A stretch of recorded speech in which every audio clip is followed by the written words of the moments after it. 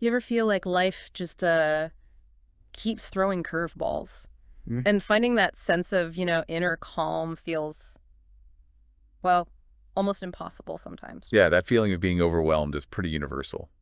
Well, today we're diving headfirst into a philosophy that offers a really surprisingly effective path towards that, towards navigating life's storms and finding your own strength. We're going deep on Epictetus, yeah, a Stoic philosopher way back in the 2nd century AD. Think of him as a practical guide, maybe, for living a good life. Exactly. And we're mainly looking at his Discourses and the manual or Enchiridion. These were actually compiled by his student, Arian.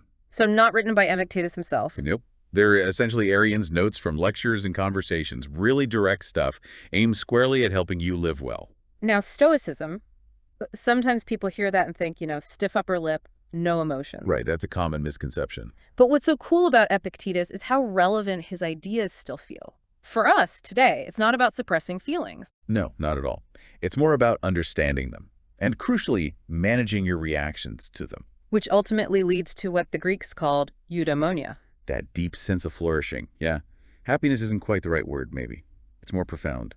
So our goal here in this deep dive is really to pull out the most powerful, most actionable insights from Epictetus.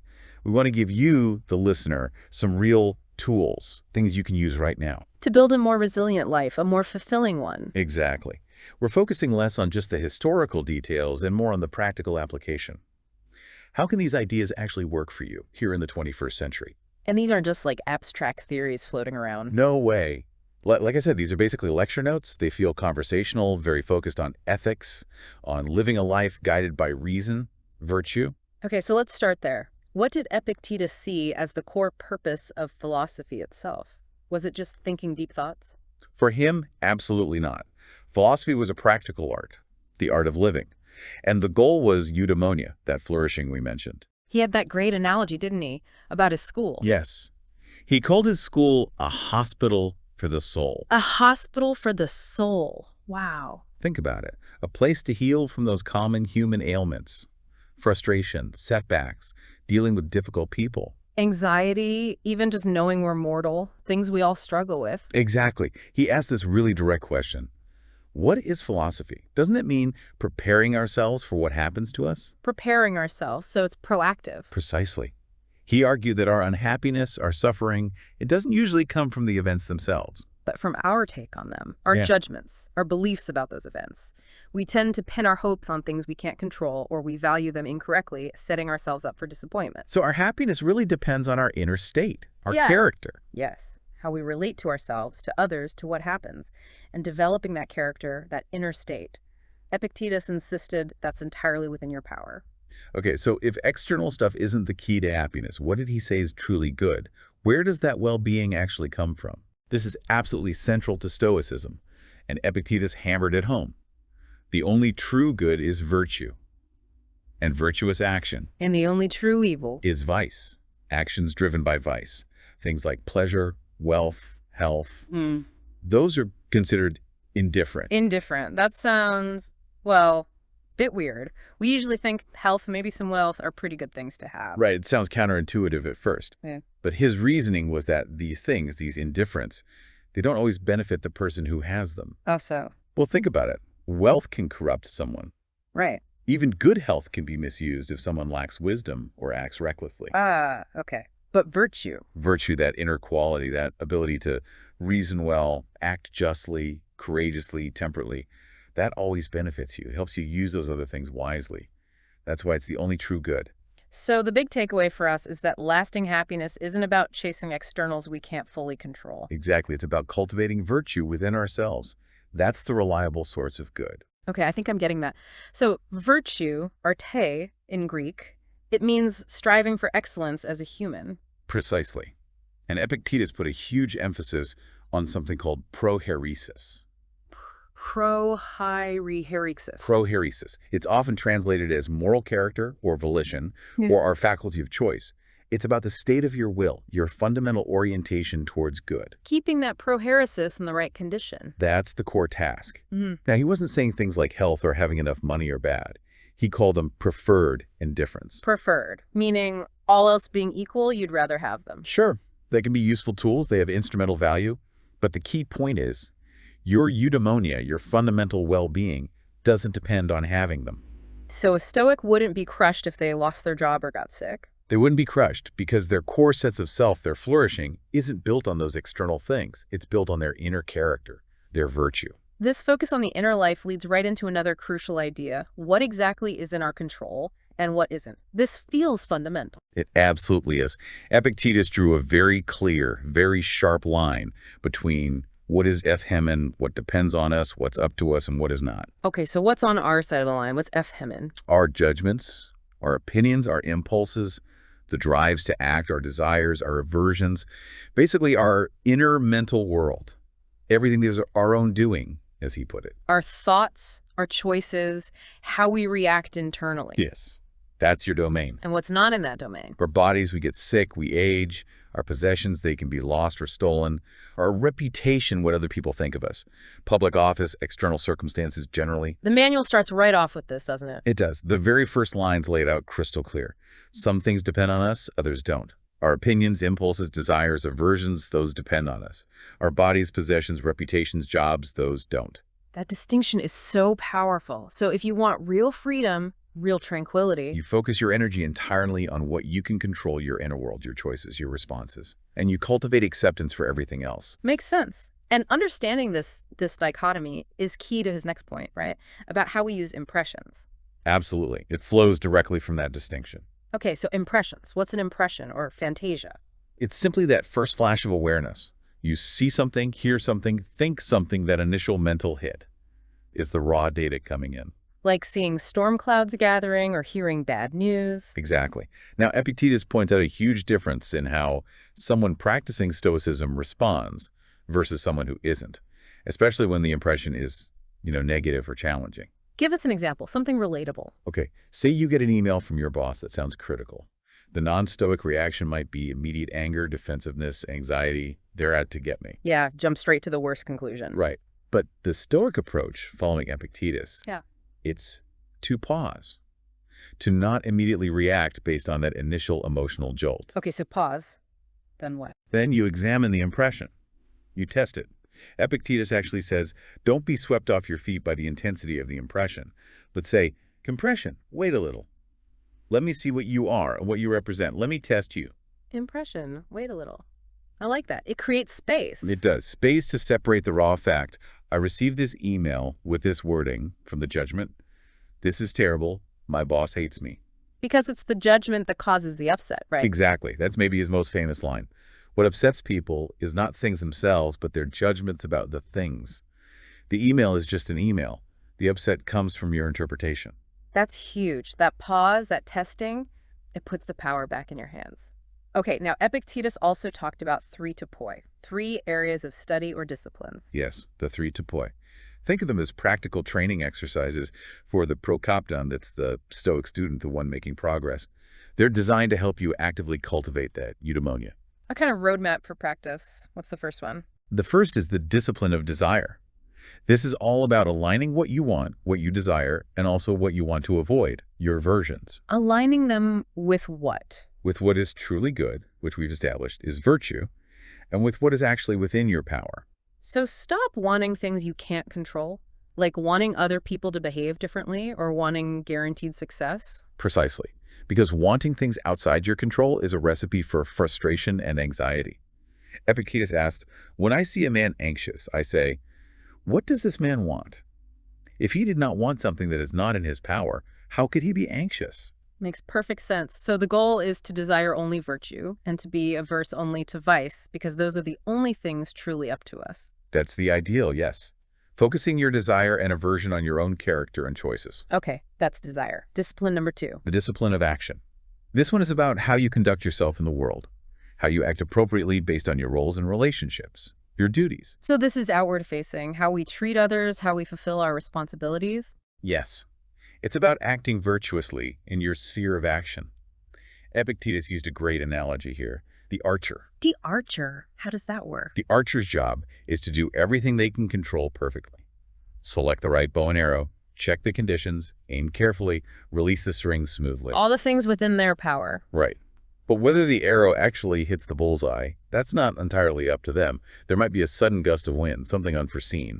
So the focus is on the quality of the attempt, not just the outcome. Exactly. Your goal is to act well, to do your part virtuously, patiently, justly, considerately, according to your nature as a rational social being, and according to your specific roles: son, daughter, friend, citizen, employee, whatever they are. Even if others aren't fulfilling their roles perfectly. Especially then. The manual has passages about this. Even if your father's difficult, he's still your father, and you have certain obligations. Your focus remains on your actions. You're part of the relationship. Maintain your own role, regardless. That's tough, but powerful.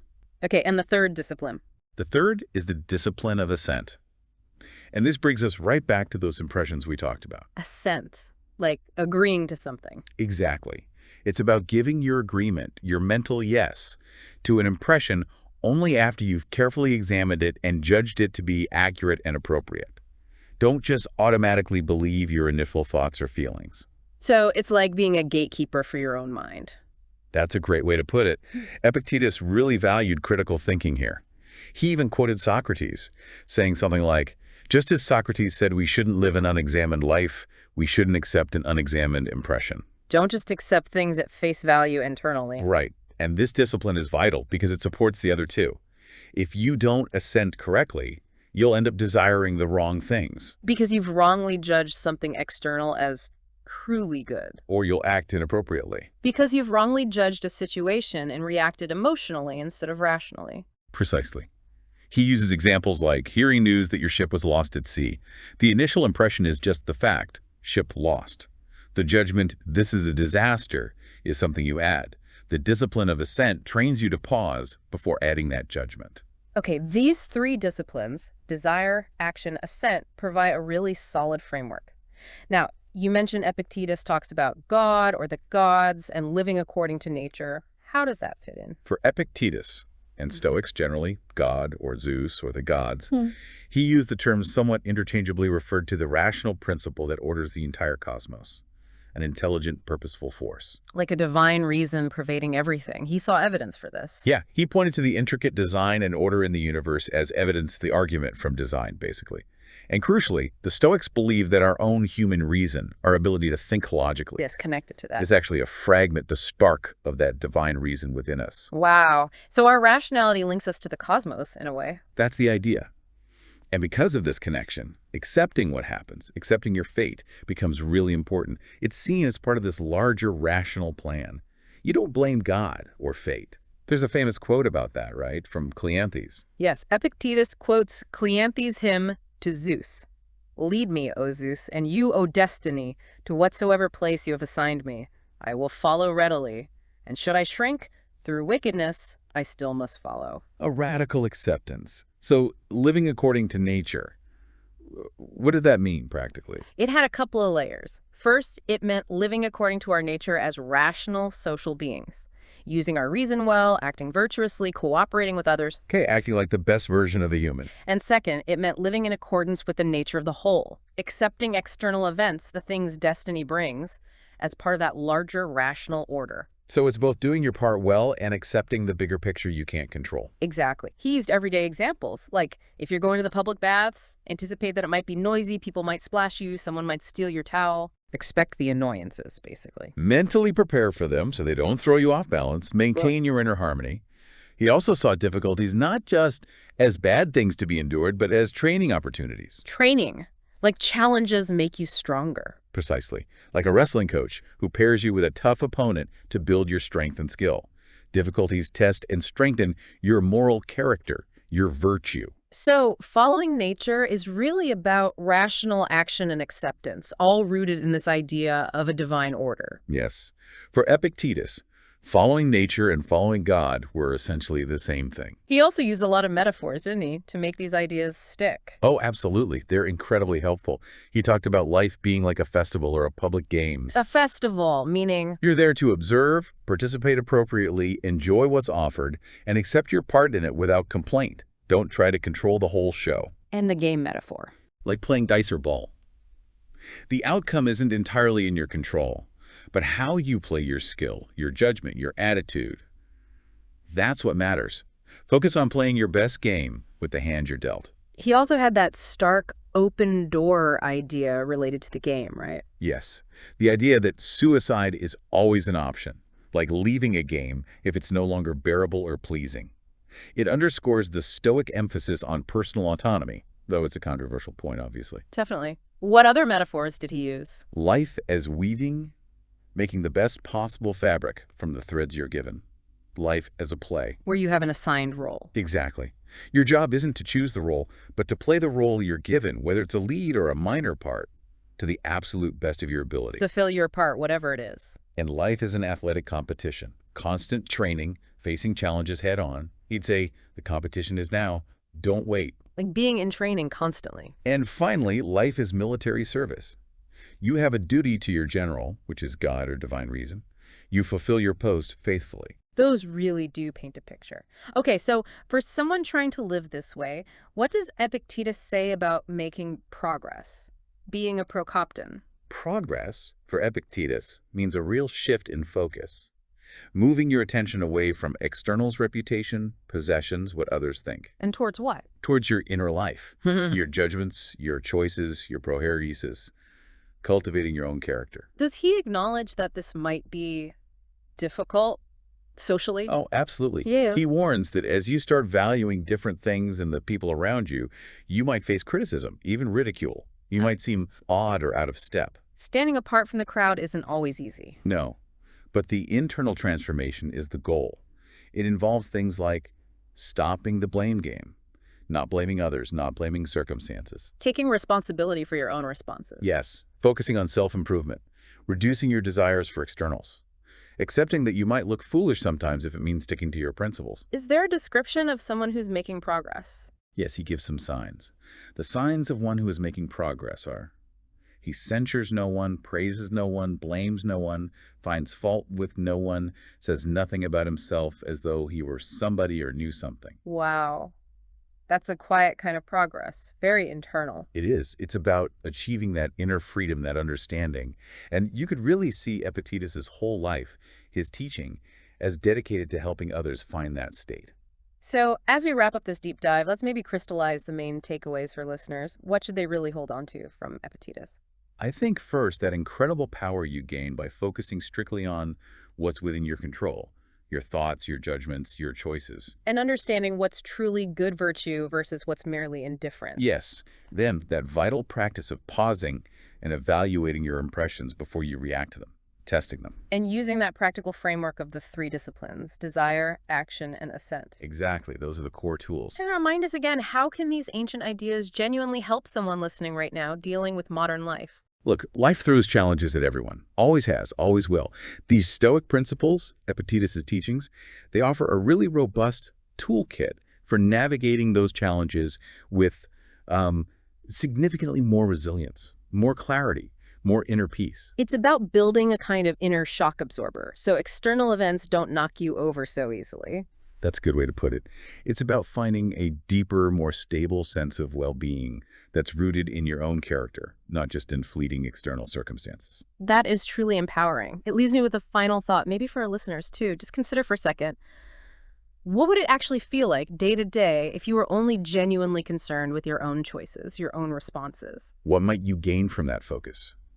Peace, effectiveness. And maybe just as importantly, what might you need to consciously let go of? Which external attachments, which expectations, which desires for things outside your control? That's a powerful question to sit with, definitely.